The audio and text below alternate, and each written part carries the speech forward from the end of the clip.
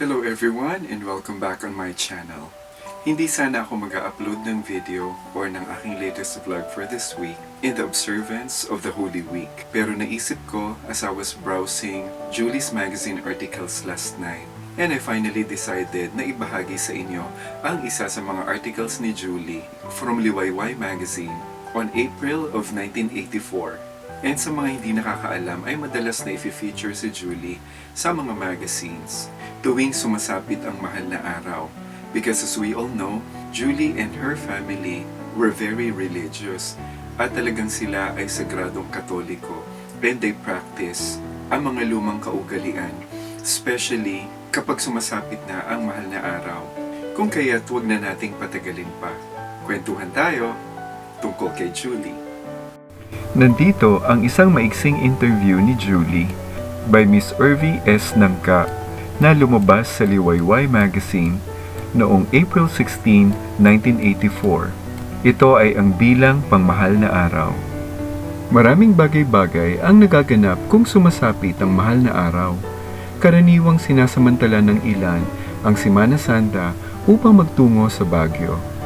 Habang ang nakakariwasa ay sa ibang bansa nagpapalipas ng santong araw. Gayong ito ang pagkakataon ng karamihan upang makapagbakasyon sa kani-kanilang lalawigan at makapiling ang mga mahal nila sa buhay. Pangkaraniwan na ang pagtungo ng buong pamilya sa iba't ibang lugar. Kadalasan ay sa baybaying dagat kung saan sila ay nagdaraos ng picnic, pagsuswimming, photo session, at iba pang gawain na kinalulugdan ng bawat isa. Anupat sa kasalukuyan, ang mahal na araw ay ginugunita sa makabagong pamamaraan. Subalit sa kabila ng modernong kalakaran sa maraming bagay, ang mahal na araw ay nananatiling buhay sa daigdig. Mulit-muli ay ibinabalik nila ang gunita ng paghihirap na dinanas ni Hesukristo, ang pagpapapako niya sa krus alang-alang sa ikatutubos ng kasalanan ng mga tao.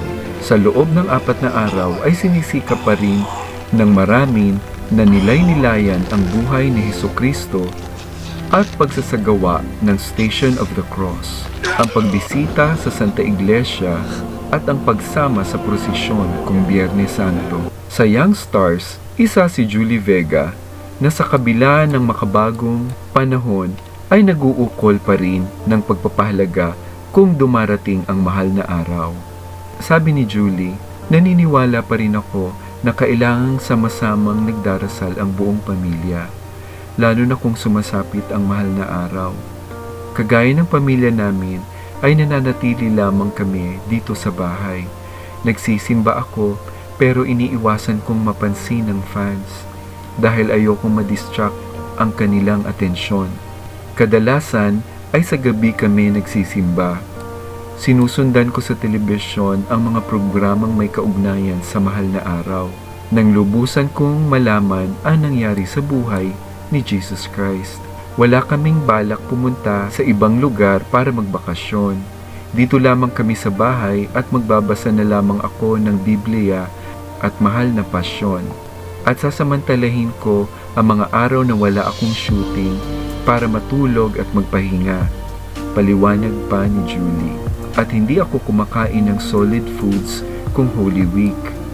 Pati na rin ang pagkain ng karne ay nakagawian na rin ng aming pamilya na hindi kumain ito pamula sa Holy Thursday hanggang sa Black Saturday.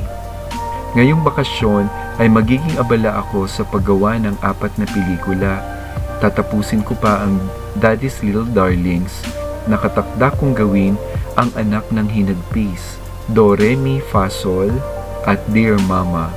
At yung isa ay hindi ko pa alam kung tatanggapin ko o hindi dahil hectic na ang aking schedule, sabi ni Julie. Sang-ayon sa mami ni Julie, ang kanyang dalagita ay magdiriwang ng ika-16 na kaarawan sa darating na May 21. Gusto sana ni Julie ang mag-abroad para makapagbakasyon ng kahit ilang araw lamang. Pero dahil sa gagawin niyang mga pelikula, malabong mangyari ang binabalak ng anak ko. Sa darating na pasukan ay 4th year na si Julie sa St. Joseph's College. Pagka-graduate niya sa high school, ay posibleng kumuha siya ng Mass Communication o kaya'y BS Psychology. Kaabala sa kanyang bukasyon, ay pinakahahalagahan ni Julie ang kanyang pag-aaral at sinisikap niyang makatapos. Dahil para daw kay Julie at sa lahat pa ng kanilang mga anak ay napaka-importante ng edukasyon. At sa isang interview ay sinabi rin noon ni Julie na ang edukasyon lamang ang maipapamana ng kanyang mga magulang at dala mo ito hanggang sa iyong kamatayan. Iba na kasi ang may pinag-aralan ka dahil ang showbiz, kung tutuusin, ay hindi naman panghabang buhay. Paano kung hindi ka na sikat o mawalan ka na ng mga offer?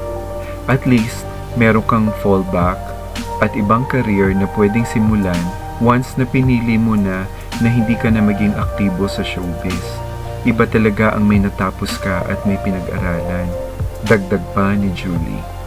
And dyan muna nagtatapos ang ating special, and I do hope na nag-enjoy kayo at meron din tayong napulot na aral sa interview ito kay Julie. Gaya ng pagpapahalaga at respeto sa Panginoong Diyos, especially kapag sumasapit ang mahal na araw. Pangalawa ay ang pagpapahalaga, ang pagbibigay ng importansya at kahalagahan ng pag-aaral. And hanggang sa muli, ito po ang inyong vlogger, si Dennis Lester, na bumabati sa inyo ng Happy Easter. Keep safe everyone and God bless all.